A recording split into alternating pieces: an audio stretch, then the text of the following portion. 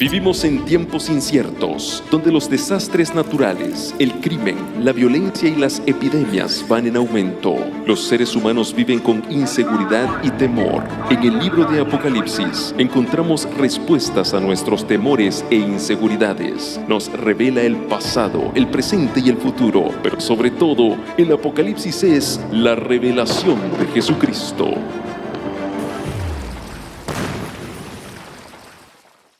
Hola, apreciados hermanos, amigos. Quiero enviar un saludo muy especial a aquellos que nos están viendo por este canal de televisión, como también por diferentes redes sociales y pues también aquellos que a lo mejor lo están escuchando en alguna estación de radio. Sean bienvenidos a esta serie titulada Serie Profética Descubriendo los Símbolos del Apocalipsis. En esta ocasión nos encontramos en este lugar transmitiendo desde aquí y quiero aprovechar a saludar a aquellos que se encuentran en Fort Worth, Texas. Ya en nuestra siguiente presentación vamos a estar nosotros dirigiéndonos a ustedes desde ese lugar, pero en esta ocasión estamos transmitiendo desde aquí de Alvarado, Texas. Sean bienvenidos a esta serie.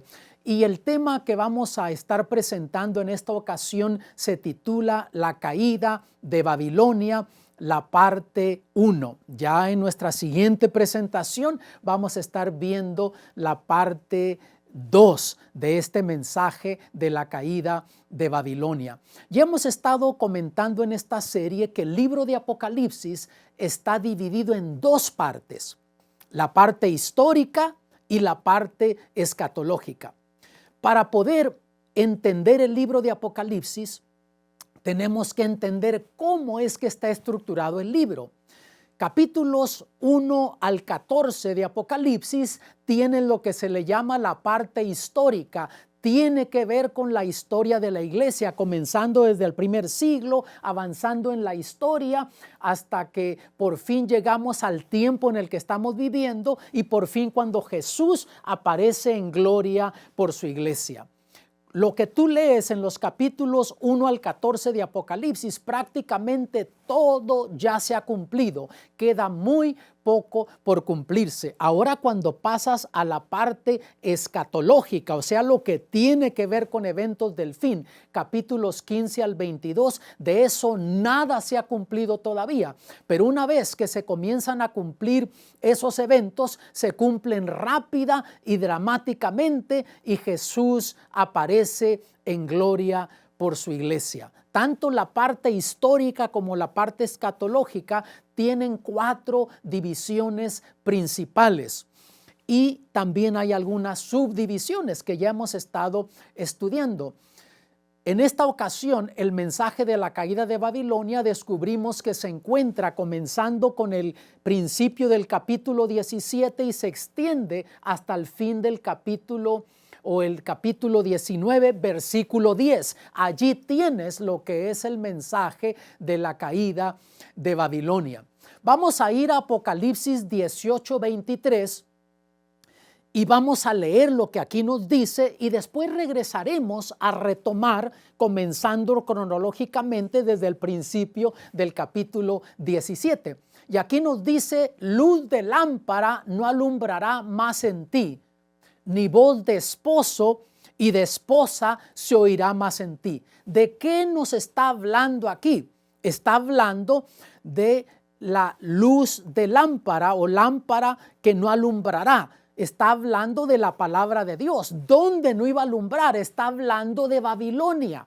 Llegaría un momento que en la confusión religiosa que predominaría en el mundo, ya la palabra de Dios no tendría mucha relevancia y pareciera que ya estamos viviendo en ese tiempo cuando aún gente cristiana ya no se basa mucho en lo que dice la palabra de Dios. Vivimos en el tiempo del relativismo donde la gente dice, bueno, pues la Biblia dice eso, pero a mí me gusta hacerlo así o yo lo veo de esta manera y ya la palabra de Dios para muchos no es tan importante.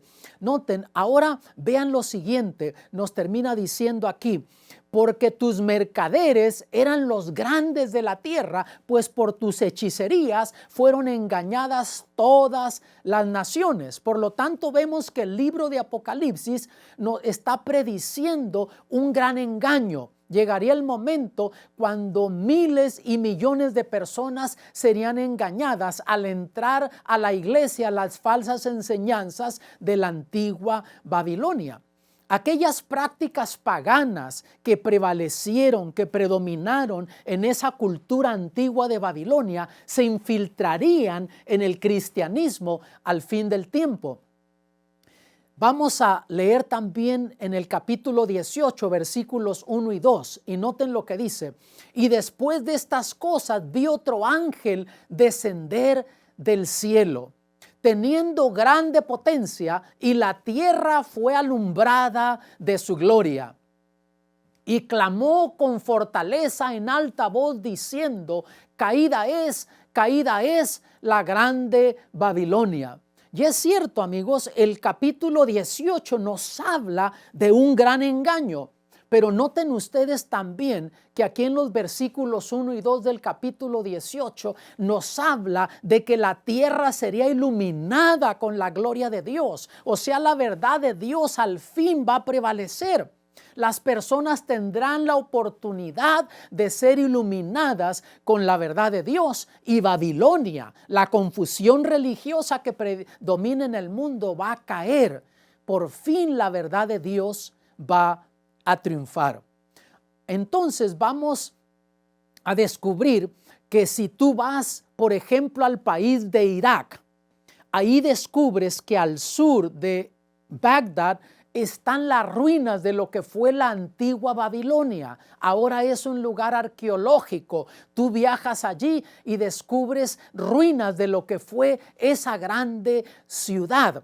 De paso, esa ciudad nunca más se volvió a reedificar. Ya estaba profetizado. Tú lees en el libro de Isaías y ya estaba profetizando que una vez que esa ciudad fuera destruida, nunca más se iba a volver a reedificar esta ciudad. Y exactamente lo que Dios profetizó, la historia confirmó. Por lo tanto, cuando en el Apocalipsis está hablando de Babilonia, la caída de Babilonia, no está hablando de esa antigua ciudad.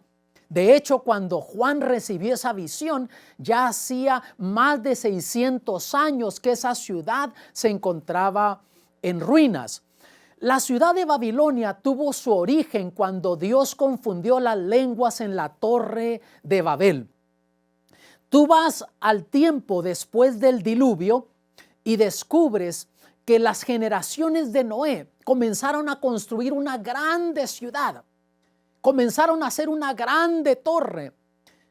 Querían tener poder, querían tener un grande nombre, una grande ciudad. Y la Biblia dice que el Espíritu de Dios descendió y les confundió las lenguas. La Biblia no nos dice qué idioma se hablaba en ese entonces, pero de hecho se hablaba un solo idioma. Entonces les confunde las lenguas, no se entienden y se dispersan, se comienzan a ir a diferentes partes del mundo, y Dios frustró el plan que ellos tenían. Y a eso se le llamó la Torre de Babel. Y la palabra Babel quiere decir confusión, porque allí Dios les confundió las lenguas. Por lo tanto, ese término Babilonia viene de este vocablo Babel. Quiere decir que cada vez que tú lees en el Apocalipsis el término Babilonia, está representando la confusión religiosa que ha de predominar al fin del tiempo.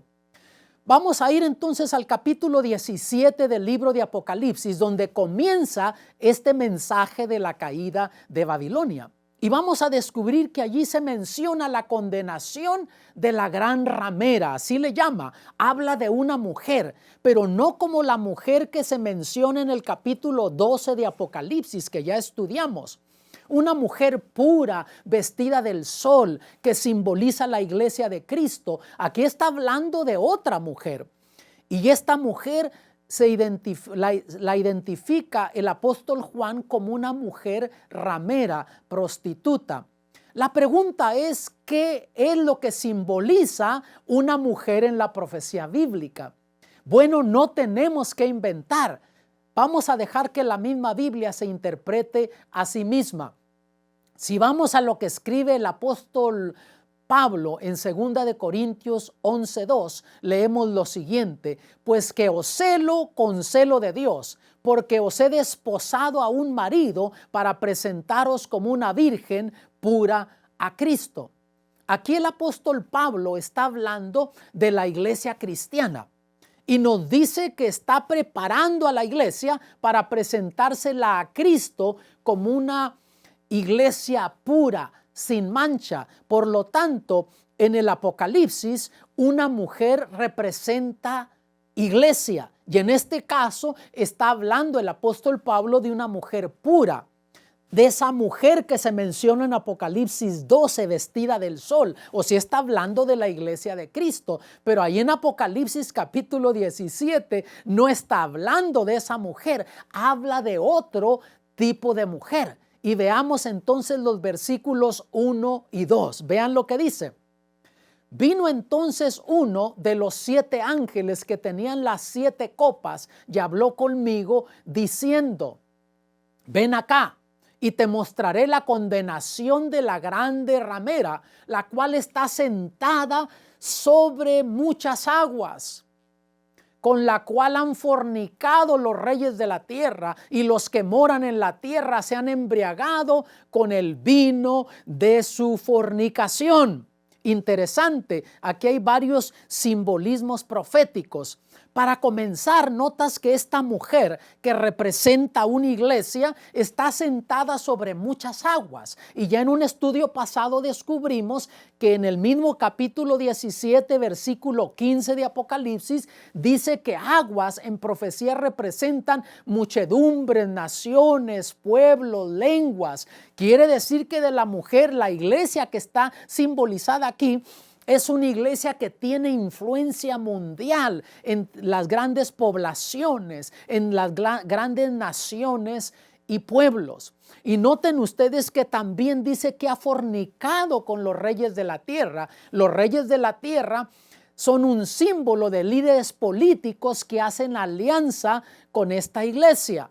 También noten ustedes que dice que se han embriagado, y ser embriagado representa ser engañado. Y noten que ahí está el vino de su fornicación, representan las doctrinas falsas, adulteradas, que Babilonia está dando a beber a las naciones. Vamos a repasar estos símbolos de Apocalipsis. Para comenzar, dijimos, una mujer es una iglesia. Una mujer ramera, la iglesia falsa. Una mujer pura, la iglesia verdadera. Aguas, mares representan naciones, pueblos, gentes, reyes de la tierra, líderes políticos. Embriagarse, ser engañado. Y el vino representa falsas doctrinas, las enseñanzas que Babilonia está dando a las grandes poblaciones, a las naciones, a las gentes y pueblos. En los versículos 3 y 4 leemos lo siguiente: y me llevó en el espíritu al desierto, y vi una mujer sentada sobre una bestia bermeja llena de nombres de blasfemia. Antes de que termine de leer el resto del versículo, déjenme aclarar algo. Vean ustedes que aquí se menciona que está sentada sobre una bestia. Y ya descubrimos en otro estudio pasado, en Daniel 7, versículo 15, que bestia en profecía bíblica representa nación, imperio, poder político. Qué interesante. Entonces aquí vemos que esta iglesia se sienta sobre una bestia, sobre el poder político. Quiere decir que es un sistema político religioso de quien está hablando Dios aquí por medio de estos simbolismos. Seguimos leyendo entonces el resto de este versículo.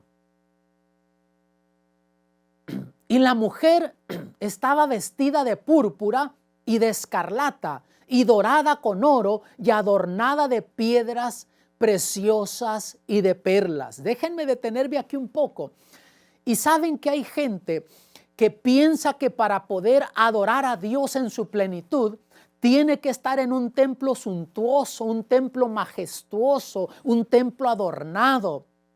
Pero déjame decirte una cosa. El Señor Jesús dijo que Dios está buscando adoradores que le adoren en espíritu y en verdad.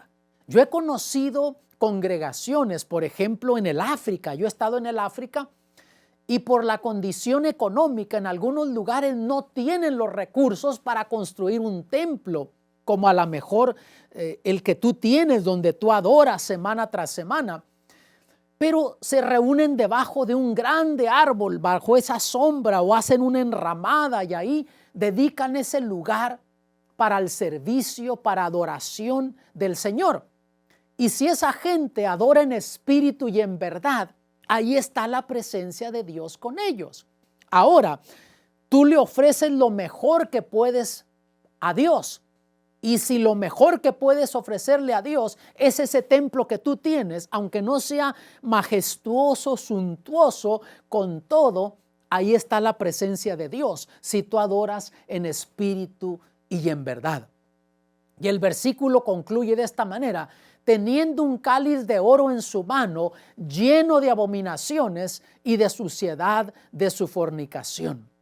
Quiere decir que Babilonia tiene doctrinas adulteradas, doctrinas falsas que en el nombre de religión cristiana se están enseñando, diseminando en las naciones, pueblos, en las muchedumbres. Por lo tanto, vamos a ver en esa copa de vino los engaños satánicos acerca de las Escrituras, cómo Babilonia está engañando a las multitudes con lo que tiene que ver con la veracidad de la Biblia, de la palabra de Dios, de las Escrituras. Sabes que al principio el cristianismo estaba fundado totalmente en las Escrituras. Esa era la base para valores y principios, para la doctrina cristiana.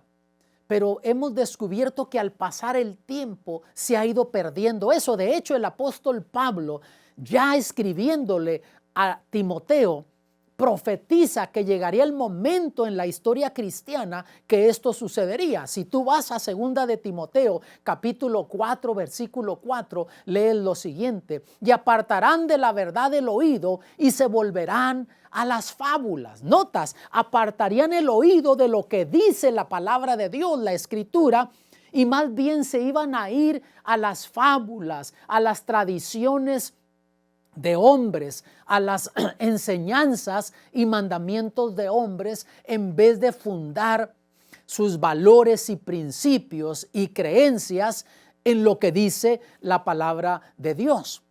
Si vamos al libro titulado Creencia Católica, página 45, encontramos lo siguiente allí: al igual que dos ríos sagrados fluyen del paraíso, la Biblia y la tradición contienen la palabra de Dios. Aunque estas dos corrientes divinas son de igual santidad, todavía de las dos, la tradición es para nosotros más clara y segura. Qué interesante, nota. Aquí Roma dice que si hay que escoger entre la Biblia y la tradición, que escogen la tradición. Y vemos que exactamente eso está sucediendo ahora. Y no solamente gente de la fe católica, personas de diferentes creencias a veces se van más por tradiciones que por lo que dice la Biblia. Pero el Señor Jesús, nota, dijo lo siguiente en Marcos capítulo 7, versículos 7 y 8. Y en vano me honran, enseñando como doctrinas mandamientos de hombres, porque dejando el mandamiento de Dios, tenéis la tradición de los hombres.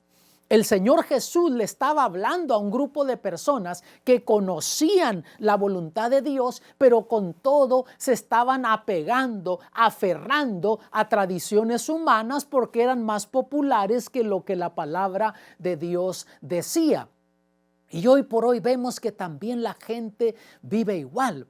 Ahora, Dios no te toma en cuenta si tú seguías tradiciones y no lo sabías, pero una vez que llegas a conocer la verdad de Dios y insistes en seguir en esas tradiciones, simplemente porque esa fue la fe de nuestros abuelos o porque así me enseñaron mis padres, entonces el Señor Jesús dice que en vano lo estás honrando.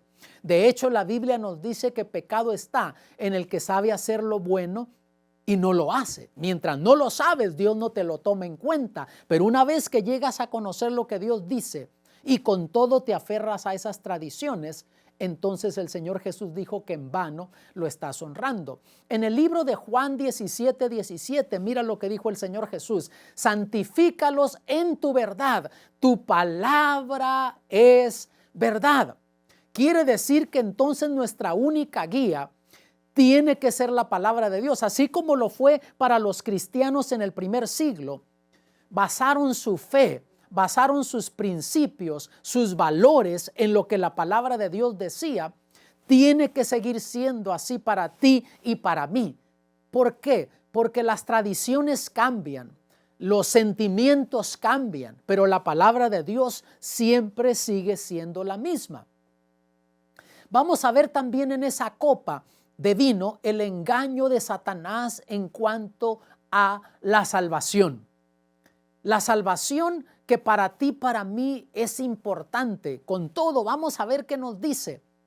Bueno, vamos a descubrir que el sistema de Babilonia era el de confiar en las obras humanas para sentirse aceptados por sus deidades. Si vamos a esa antigua cultura babilónica, si sabemos que muchas de esas tradiciones se infiltrarían en el cristianismo al fin del tiempo, entonces vemos que en la antigüedad ellos confiaban en obras humanas, creían que para ser aceptados por sus deidades tenían que hacer obras humanas, esfuerzos humanos para ganar el perdón y la salvación. De hecho, un tiempo atrás mi esposa y yo visitamos la ciudad de Berlín en Alemania y fuimos a un museo, el Museo de Pérgamo. Entendíamos que allí había ruinas, había artefactos de lo que fue esa ciudad de Pérgamo y la iglesia de Pérgamo que se menciona en el libro de Apocalipsis. Y cuando llegamos allí, de hecho, descubrimos que había una sección para Pérgamo, pero nos sorprendió al descubrir que había secciones para diferentes culturas. Y cuando seguimos por el museo, llegamos a una sección de Babilonia. Y fue sorprendente ver ahí esa sección para Babilonia y descubrimos que ahí está la entrada de Ishtar, que era la entrada principal en esa muralla hacia la ciudad de Babilonia. Descubrimos que un arqueólogo alemán con otro grupo de arqueólogos excavando en esa antigua ciudad descubrieron la entrada de Ishtar y removieron ladrillo por ladrillo y los numeraron y los trajeron a Alemania y ahí armaron la entrada de Ishtar, que se ve pero impresionante. Pero también al lado de la entrada de Ishtar hay un mural que tiene escrito en el idioma antiguo babilónico palabras similares a las que se encuentran en el libro de Daniel capítulo 4 y dice así: ¿no es esta la gran Babilonia que yo edifiqué? Y eso lo estaba diciendo el gran rey Nabucodonosor del imperio de Babilonia. Dios se le había manifestado a este rey pagano y por medio del profeta Daniel le había dicho que todo lo que él tenía, Daniel le dijo, tu reino, la sabiduría, todo lo que tú tienes, Dios te lo ha dado y te ha hecho enseñorear. Pero con todo él se seguía aferrando a esas creencias antiguas. Y esta doctrina pagana de confiar en las obras humanas, en los esfuerzos humanos para lograr la aceptación de Dios, se infiltraría en el cristianismo. Pero la Biblia es clara en esto. Romanos 3:24 dice: siendo justificados gratuitamente por su gracia, por la redención que es en Cristo Jesús.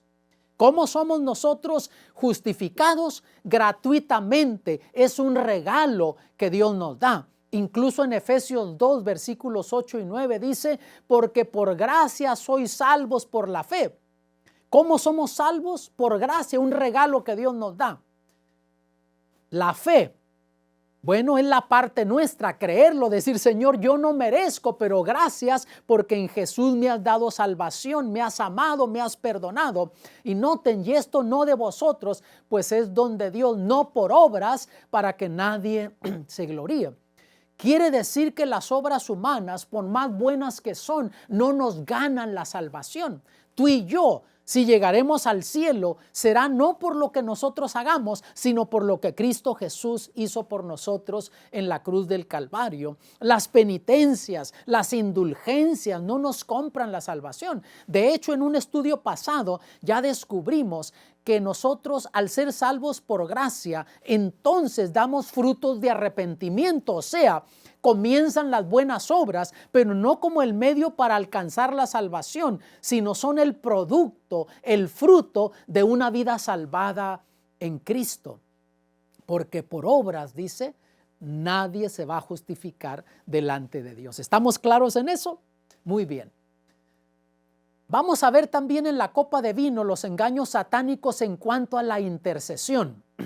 Y la Biblia es clara en esto. Primera de Timoteo 2:5 dice, porque hay un Dios, asimismo un mediador entre Dios y los hombres, Jesucristo hombre. La Biblia es clara que Jesús es nuestro intercesor. Él es el mediador entre Dios y los hombres.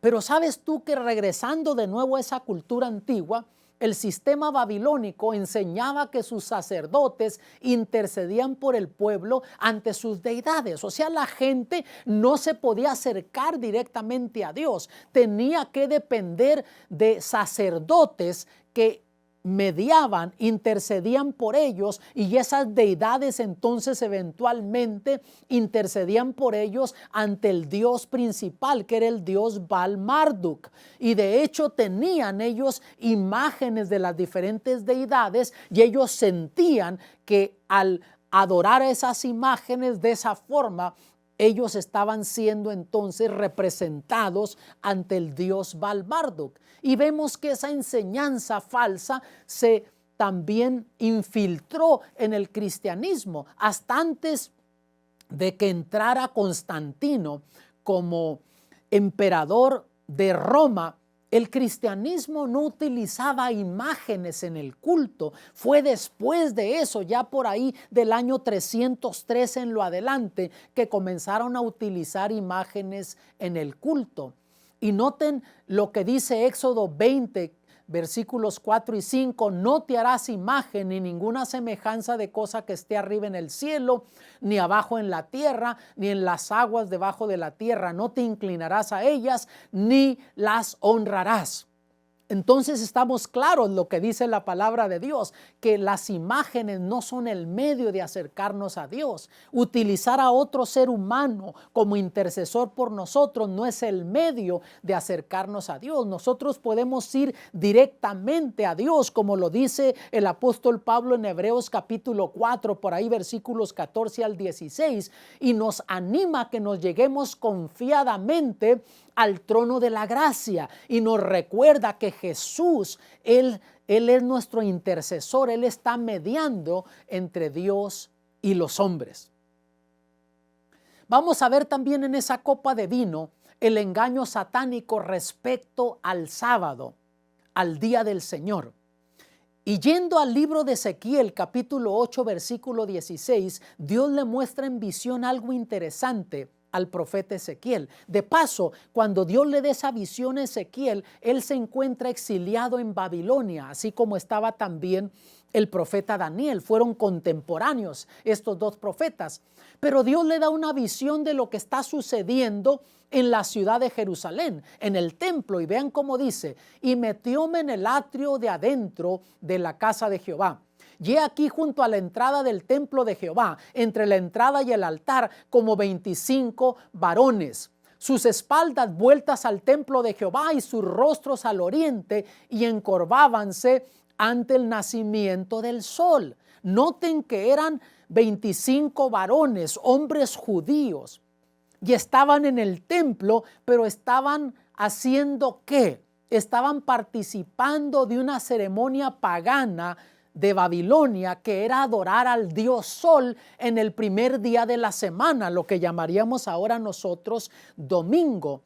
Y ellos conocían lo que Dios decía, sabían que el día del Señor era el sábado, pero como habían sido conquistados por ese imperio pagano, ahora estaban ellos también practicando, asimilando esta doctrina pagana. Y esta misma doctrina pagana de la adoración del dios Sol en el primer día de la semana se infiltraría en el cristianismo. De hecho, en el libro de Daniel, capítulo 7, versículo 25, y de hecho el capítulo 7 de Daniel, si tú lo lees con calma, descubres que Dios muestra el surgimiento y la caída de los imperios, comenzando desde el imperio de Babilonia, y comienza a identificarlo con diferentes bestias que van saliendo del mar. Comienza con un león que era Babilonia, después pasa un oso que era Medo-Persia, luego un leopardo que era Grecia, luego una bestia espantosa que fue el imperio de Roma, tenía 10 cuernos, la división del imperio romano en las naciones europeas, y después de eso habla de un cuerno pequeño que surge en la historia, que fue el quinto poder en la historia, que fue Roma papal como poder político religioso. Y hablando específicamente de este quinto poder en la historia, dice allí, noten, y pensará en mudar los tiempos y la ley.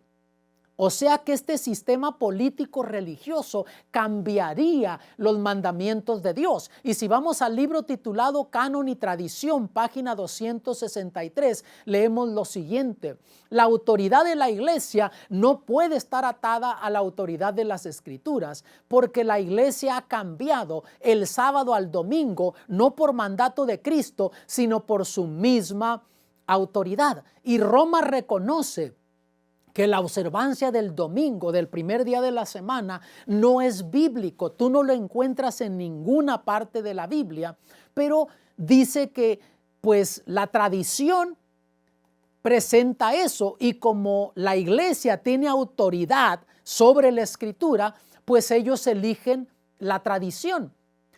Ahora,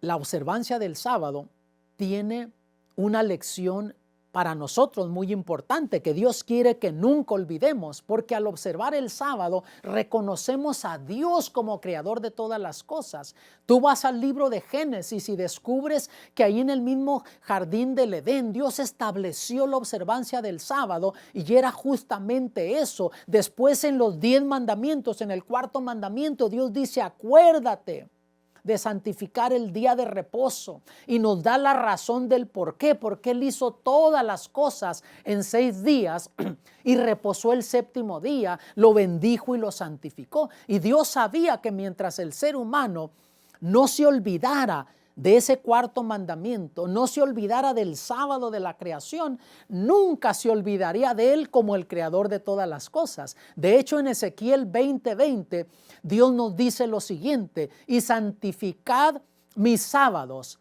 y sean por señal entre mí y vosotros, para que sepáis que yo soy Jehová vuestro Dios. Justamente eso es lo que hace la observancia del sábado. ¿Notas? Pero al pasar el tiempo hemos visto que se ha infiltrado esa doctrina pagana de esa cultura babilónica de la observancia del primer día de la semana, que era el día del sol. De hecho, en inglés te dice claramente lo que es el primer día de la semana, en otros idiomas también. En español, domingo no nos dice mucho, pero en inglés, Sunday, ¿qué quiere decir? Día del sol. En latín, Dei Solis, día del sol, y en otros idiomas lleva ese nombre original, porque históricamente no solo Babilonia, también, por ejemplo, la cultura egipcia, la cultura romana, adoraron al dios Sol en el primer día de la semana. Y hemos visto cómo se ha infiltrado esa doctrina. Apocalipsis 17:5 dice así: y en su frente un nombre escrito: Misterio, Babilonia la grande, la madre de las fornicaciones y de las abominaciones de la tierra. Y nota que aquí le llama madre. Y cuando vamos a la historia, descubrimos que históricamente a la Iglesia Católica se le ha llamado la Madre Iglesia. Y yendo al libro Fe de Millones, escrito por el reverendo Juan O'Brien, la página 421 y 422, leemos lo siguiente: siendo que el sábado, no el domingo, está especificado en la Biblia, no es curioso que no católicos, los que profesan tomar su religión directamente de la Biblia y no de la iglesia, observan el domingo y no el sábado. Sí, por supuesto es inconsistente pero el cambio fue hecho alrededor de 15 siglos antes de que naciera el protestantismo. Ellos continúan observando esta costumbre, aunque descansa sobre la autoridad de la Iglesia Católica y no sobre un texto específico en la Biblia. Esa observancia permanece como un recordativo de la Madre Iglesia, de donde sectas no católicas se apartaron, al igual que un niño que se va de su casa pero se lleva con él en su bolsillo una foto de su mamá o un prendedor de ella como recuerdo. Qué interesante la analogía que hace aquí el reverendo Brian, porque de hecho no está en la Biblia. Yo no sé, amigo hermano, que tú me estás viendo en esta ocasión, que estás aquí también con nosotros, no sé si tú has analizado eso, si has buscado a ver si la observancia del domingo es bíblico. Y hay gente que me ha dicho, pastor, pero es que la mayoría de la gente guarda el domingo. Y es cierto, somos millones que guardamos el sábado alrededor del mundo, pero son más millones que guardan el domingo. Pero déjate, digo una cosa, amado. ¿Sabes? El hecho de que la mayoría haga una cosa no quiere decir que es la verdad de Dios. En los días de Jesús la mayoría no seguía a Jesús y no por eso dejó de ser la verdad de Dios. También en esa misma copa de vino encontramos el engaño satánico respecto a la muerte. Y también al profeta Ezequiel, Dios le da una visión de lo que está sucediendo en el templo en relación con esto. En el versículo 14 del capítulo 8 de Ezequiel dice lo siguiente: y llevóme a la entrada de la puerta de la casa de Jehová que está al aquilón. Y he aquí mujeres que endechaban allí sentadas, que estaban allí sentadas endechando a Tamuz. Aquí se menciona Tamuz y es en el único lugar en la Biblia que vas a encontrar la palabra Tamuz. Pero si vamos a la historia, descubrimos que Tamuz fue una de las deidades babilónicas. Y esta deidad babilónica tenía que ver con el dios de la fertilidad, el dios de la vegetación y también de la inmortalidad. Y ellos tenían una ceremonia pagana que por ahí, cuando ya moría la vegetación, endechaban a Tamuz, porque era el dios o el ser dios hombre, y en una deidad dios hombre. Y entonces cuando la vegetación moría, endechaban a Tamuz porque Tamuz moría, pero después resurgía la vegetación y decían que entonces Tamuz había revivido y ellos tenían entonces la creencia de la inmortalidad del alma, y esa doctrina pagana se iba a infiltrar en el cristianismo. Y efectivamente así sucedió. Vemos en la historia, si vamos al libro Watchman de abril de 1940, dice: la doctrina pagana de la inmortalidad del alma se infiltró en la iglesia en los primeros siglos. De ahí comenzó a enseñarse la inmortalidad del alma. De ahí viene la misa a los muertos, que una persona muere y hay que ofrecer misas para que esa persona pueda entonces ir al cielo, y que la persona tiene conciencia, que nos está viendo, nos está observando desde donde se encuentra. Pero la Biblia es clara. Eclesiastés 9:5 dice: porque los que viven saben que han de morir, mas los muertos nada saben. Y hay consistencia en la Biblia. Tú vas a diferentes partes de la Biblia y descubres que hay consistencia. De hecho, unas 1600 veces se menciona el alma en la Biblia, y siempre en contexto mortal, que muere. Y por lo menos unas 53 veces en la Biblia se menciona la muerte como un sueño, que están descansando, que nada saben, que están durmiendo. En los versículos 6 y 7 dice lo siguiente: vi a la mujer ebria de la sangre de los santos y de la sangre de los mártires de Jesús, y cuando la vi quedé asombrado con gran asombro. Y el ángel me dice: ¿por qué te asombras? Yo te diré el misterio de la mujer y de la bestia que la trae, la cual tiene las 7 cabezas y los 10 cuernos. Nota que esta iglesia que está representada por esta mujer sería un poder perseguidor, y vemos que en la historia así sucedió. Después del año 538 de nuestra era, cuando Roma se convierte en un poder político religioso, comienza a perseguir religiosamente, aún en algunos casos políticamente. Y vemos que así sucedió en la historia por un largo periodo de tiempo, que de hecho está profetizado en el libro de Daniel y de Apocalipsis. Versículo 8, noten lo que dice: la bestia que has visto era y no es, y está para subir del abismo e ir a perdición. Y los moradores de la tierra, aquellos cuyos nombres no están escritos desde la fundación del mundo en el libro de la vida, se asombrarán viendo la bestia que era y no es y será. Óiganme, aquí hay varios simbolismos proféticos y vamos a analizarlos para poder entender este mensaje de estos versículos. Número 1, nota que dice que esa es la bestia que era y no es y será. ¿Por qué razón se presenta así?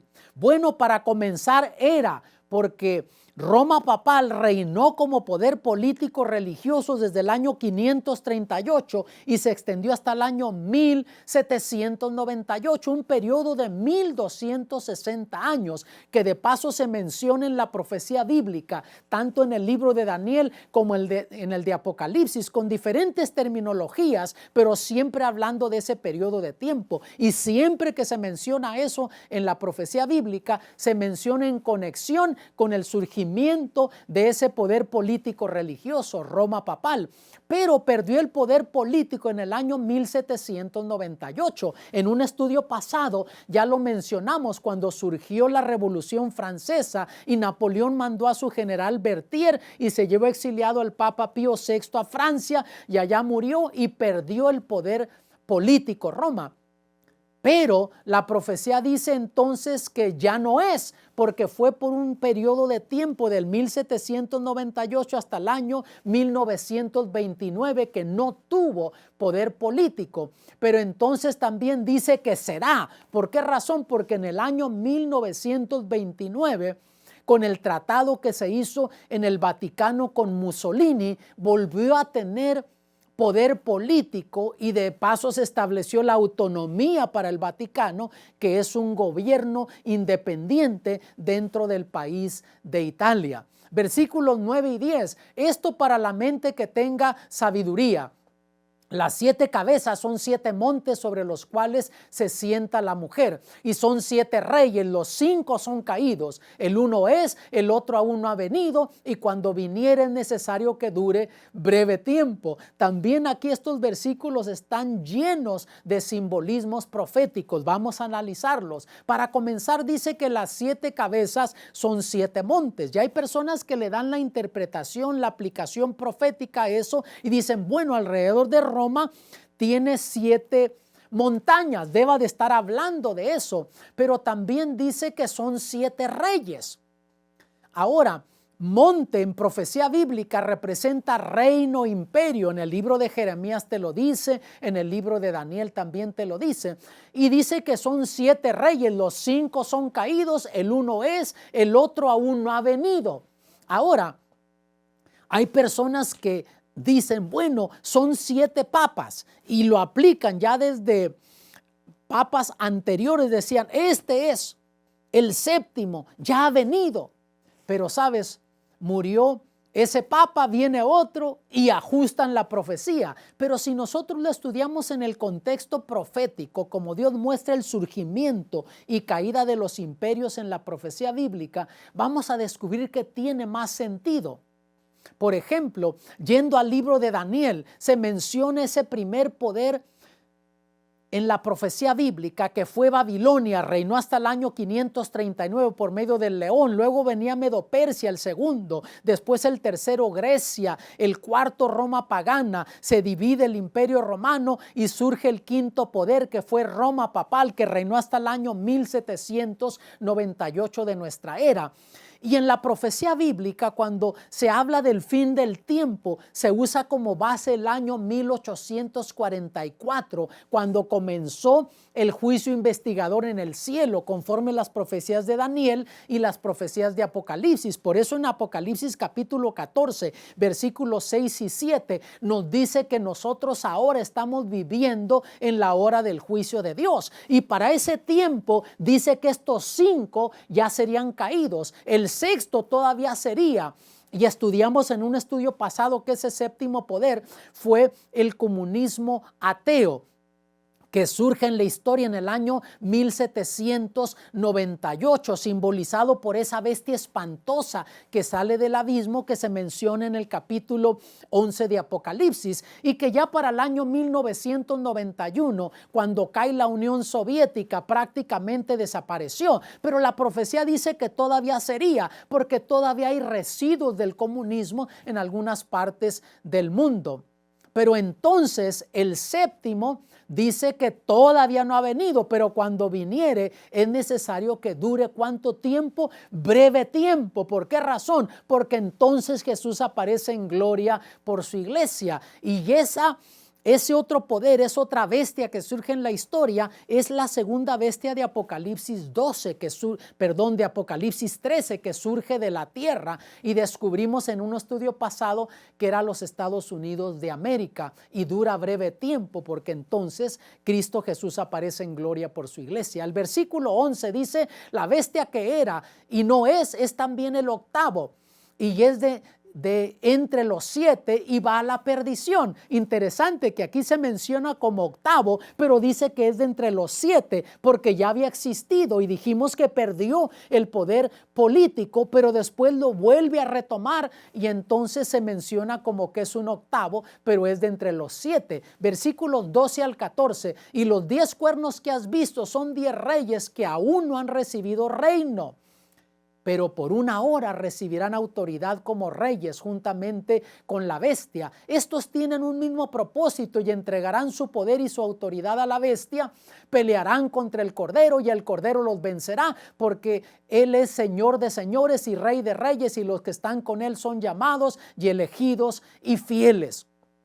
Nota que aquí se mencionan algunos simbolismos proféticos. Esos 10 cuernos dice que son 10 reyes que aún no han recibido reino, porque algunos dicen, pues son la división del imperio romano que se menciona en el libro de Daniel, pero eso sucedió ya en la historia. Aquí dice que todavía no han tomado reino, recibirán autoridad como reyes juntamente con la bestia. Son simplemente un símbolo de los líderes políticos que al fin del tiempo hacen alianza con Roma papal, y pelearán contra el Cordero y el Cordero los vencerá. Ahora, ¿cómo pueden pelear en contra de Cristo? Bueno, si tú vas a la Biblia, descubres que el hombre llamado Saulo de Tarso, que perseguía a los cristianos, que después llegó a ser el apóstol Pablo, perseguía a los cristianos en Jerusalén, y yendo hacia Damasco, porque habían huido para allá algunos cristianos. Vean lo que sucede, Hechos 9, 3 al 6. Y yendo por el camino, aconteció que llegando cerca de Damasco, súbitamente le cercó un resplandor de luz del cielo, y cayendo en tierra, oyó una voz que le decía: Saulo, Saulo, ¿por qué me persigues? Y él dijo: ¿quién eres, Señor? Y él dijo: yo soy Jesús a quien tú persigues. Dura cosa es dar coces contra el aguijón. Él, temblando y temeroso, dijo: Señor, ¿qué quieres que haga? Y nota que estaba persiguiendo a los cristianos, pero Jesús le dijo: ¿por qué me persigues? También en Mateo 25, 40, Jesús, hablando de lo que será el fin del tiempo, miren lo que dice: y respondiendo el rey les dirá: de cierto os digo que en cuanto lo hiciste a uno de estos mis hermanos pequeñitos, a mí lo hicisteis. Y como al fin del tiempo, aquí vemos que perseguirán al pueblo de Dios, oprimirán al pueblo de Dios, a los que guardan los mandamientos de Dios. Jesús dice que están peleando en contra de él. Pero lo maravilloso es que aquí dice que el Cordero los vencerá, o sea, Jesús le dará la victoria a su iglesia y bendecirá a su iglesia, no desamparará a su iglesia. Ahora el versículo, aquí vemos en el versículo 1 y 2. Y de paso también decía que los que están con Él son llamados y elegidos y fieles. Gracias a Dios porque Dios nos ha llamado, te ha llamado a ti.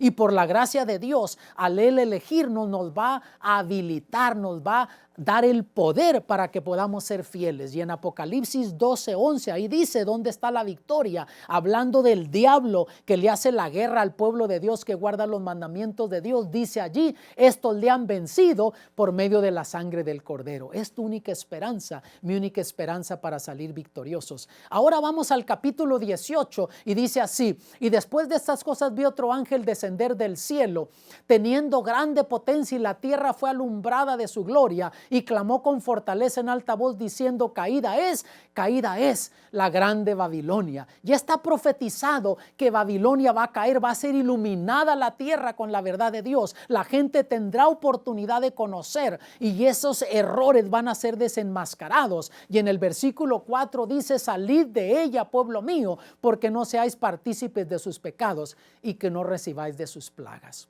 Amados, ¿salir de dónde? De la confusión religiosa. ¿Quién debe de salir? Dice pueblo mío. Quiere decir que Dios tiene gente sincera en todas las iglesias. Y Dios no quiere que sigas participando de esos errores para que las plagas no caigan sobre de ti. Y Dios te llama a salir de Babilonia. El versículo 17 dice: porque en una hora han sido consumidas tantas riquezas. Ya el libro de Apocalipsis predice un colapso en las economías mundiales. Si tú has depositado tu confianza en cosas materiales, déjame decirte, has puesto tu confianza en las cosas equivocadas, en bienes y raíces, en cosas materiales. Tu confianza debe de estar en Dios. No quiero decir que no hagas provisión para el futuro, pero ya está profetizado en el Apocalipsis que habrá un colapso en las economías mundiales y ya lo estamos comenzando a ver. Ahora vamos al capítulo 19, porque el capítulo 18 concluye con lamentaciones de aquellos que creyeron en esos errores y se dan cuenta que estaban siguiendo algo que no era bíblico, que estaban equivocados, que eran errores y tradiciones de hombres. Y el capítulo 19 va cerrando el mensaje de Babilonia. Versículos 1 y 2 dice: después de esto oí una gran voz de gran multitud en el cielo que decía: aleluya, salvación y honra, gloria y poder son del Señor Dios nuestro, porque sus juicios son verdaderos y justos, pues ha juzgado a la gran ramera que ha corrompido a la tierra con su fornicación y ha vengado la sangre de sus siervos de la mano de ella. Amado, aquí ya Cristo vino por su iglesia. El pueblo de Dios se encuentra en el cielo. Y mira lo que dice versículos 7 y 8. Gocémonos y alegrémonos y démosle gloria, porque han llegado las bodas del Cordero y su esposa se ha preparado. Y a ella se le ha concedido que se vista de lino fino, limpio y resplandeciente, porque el lino fino es las acciones justas de los santos. Y un santo no es otra cosa más que un pecador arrepentido, perdonado y justificado por Cristo Jesús. Y la iglesia se ha vestido de la justicia de Cristo y entonces comienza a hacer buenas obras, no para salvarse, sino porque ya es salvo en Cristo.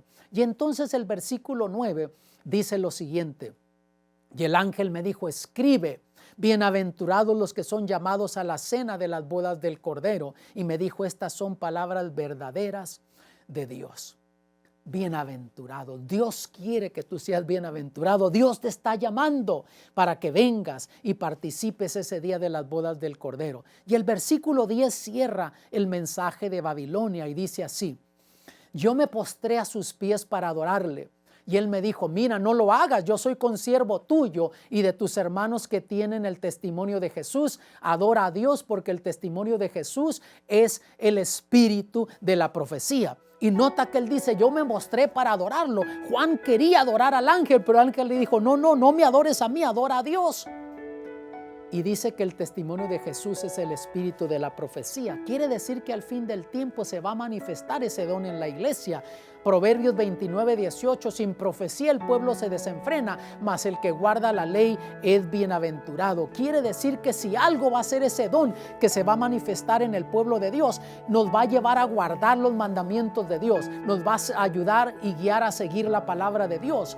Y el mensaje de Babilonia es: bienaventurados los que son llamados a la cena de las bodas del Cordero. El Señor te está llamando, me está llamando también a mí. Dios quiere que tú participes de esas bodas del Cordero, que vayas al cielo con tu familia, pero te dice: salid de ella, pueblo mío. Yo no sé qué tradiciones tú estás siguiendo, yo solo sé que si tú le oras a Dios con sinceridad, va a poner en tu corazón qué cosas debes de dejar y cómo seguir la verdad de Dios. Y yo quiero orar por ti en estos segundos que nos quedan, para que Dios te bendiga a ti y a tu familia. Padre Celestial, gracias por tu palabra. Ayúdanos a seguir tu verdad, aunque el mundo sigue tradiciones. Tú nos pides a salir de Babilonia. Bendice a aquellos que nos están viendo en sus hogares, aquellos que están con nosotros también. Y pedimos, Padre, que nos ayudes a mantenernos del lado de la verdad, porque te lo pedimos en el nombre de Jesús, y a quien sea la honra y la gloria, por hoy y por siempre. Amén.